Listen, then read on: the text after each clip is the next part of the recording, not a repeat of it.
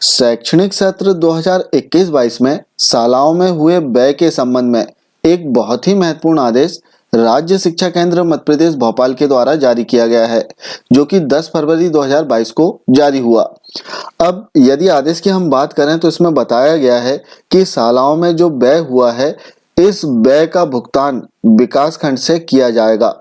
अब जैसे आदेश हम देखते हैं तो आदेश का विषय है कि समग्र शिक्षा योजना अंतर्गत शाला प्रबंधन समितियों के व्यय विकासखंड स्तर पर पीएफएमएस पोर्टल के भुगतान की मदवार जानकारी भेजने के संबंध में, और आदेश में दो पत्रों का संदर्भ दिया गया है, एक 24 जनवरी 2022 का और दूसरा 27 जनवरी 2022 का। यदि इस आदेश में हम देखें तो इसमें बताया गया कि पूर्व में ही उक्त आदेश जो संदर्भ में आदेश दिए गए हैं, इन आदेशों के अनुसार विकासखंड स्तर से शालाओं में हुए व्यय की राशि जारी करने के संबंध में निर्देशित किया जा चुका है। अब यदि हम आदेश को देखते हैं, जैसे 27 जनवरी 2022 को जो आदेश जारी हुआ, इसके अनुसार इसमें बताया गया कि वर्ष 2021-22 के लिए स्पोर्ट्स ग्रांट के उपयोग के दिशा निर्देश।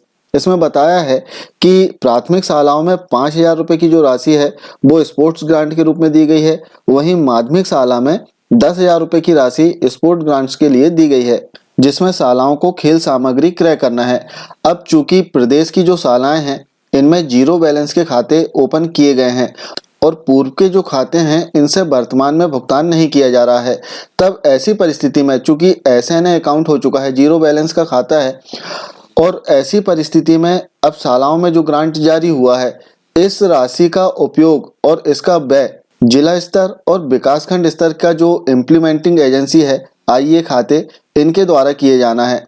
और यदि इसकी प्रोसेस की हम बात करें तो जैसे शालाओं ने कोई सामग्री क्रय किया तो इसका बिल संबंधित विकासखंड में आपको देना होगा, जहां विकासखंड के द्वारा सत्यापन के उपरांत संबंधित फर्म के खाते में सीधे राशि ट्रांसफर की जाएगी पीएफएमएस के द्वारा। अर्थात कहने का तात्पर्य कि शालाओं ने जो क्रय किया है, इस क्रय का बिल आपको विकासखंड में देना है और विकासखंड में इसका सत्यापन कर लिया जाएगा और सत्यापन के उपरांत वहां पीएफएमएस पोर्टल से सीधे संबंधित के खाते में राशि जमा की जाएगी। अब हम देखते हैं कि विद्यालयों में जो कक्षा 1 से 8 तक संचालित शालाएं हैं, इनमें किस किस मद की कितनी राशि हमें प्राप्त हुई है।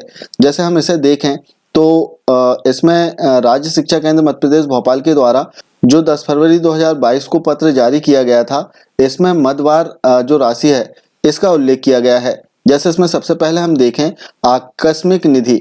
आकस्मिक निधि की यदि हम बात करते हैं तो आकस्मिक निधि जो है वो शालाओं में दर संख्या के आधार पर प्राप्त होती है।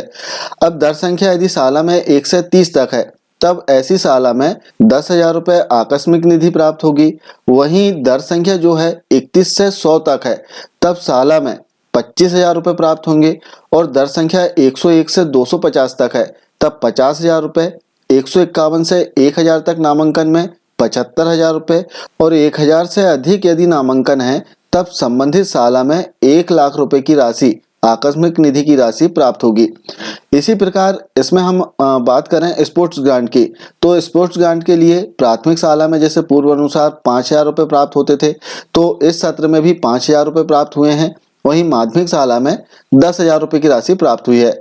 और स्कूल सेफ्टी ग्रांट की यदि हम बात करें तो प्राथमिक और माध्यमिक दोनों ही शालाओं में 2,000 रुपए की राशि प्राप्त हुई है। अब यदि आकस्मिक निधि की हम बात करें तो आकस्मिक निधि में विभिन्न प्रकार का व्यय होता है। जैसे आप बात कर सकते हैं स्टेशनरी की, या फिर मरम्मत कार्य की, शाला की रंगाई पुताई की। तो इस प्रकार के तमाम जो कार्य हैं वो आकस्मिक निधि के अंतर्गत आ जाते हैं।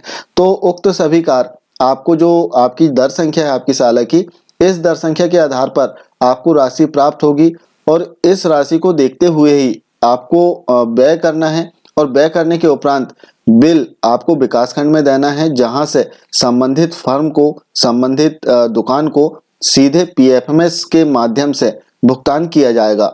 आगामी समय में जब सभी शालाओं के जीरो बैलेंस के जो खाते हैं वो ओपन हो जाएंगे और इनकी जो लिमिट है वो तय हो जाएगी, इसके उपरांत उक्त जो पीएफएमएस पोर्टल से भुगतान का कार्य है वो शालाओं को ही करना होगा। ये थी शालाओं में प्राप्त होने वाली राशि का मदवार विवरण। आशा है जानकारी आपको अच्छी लगी होगी। मिलते हैं कुछ इसी प्रकार की जानकारी के साथ में अगले वीडियो में। तब तक के लिए जय हिंद।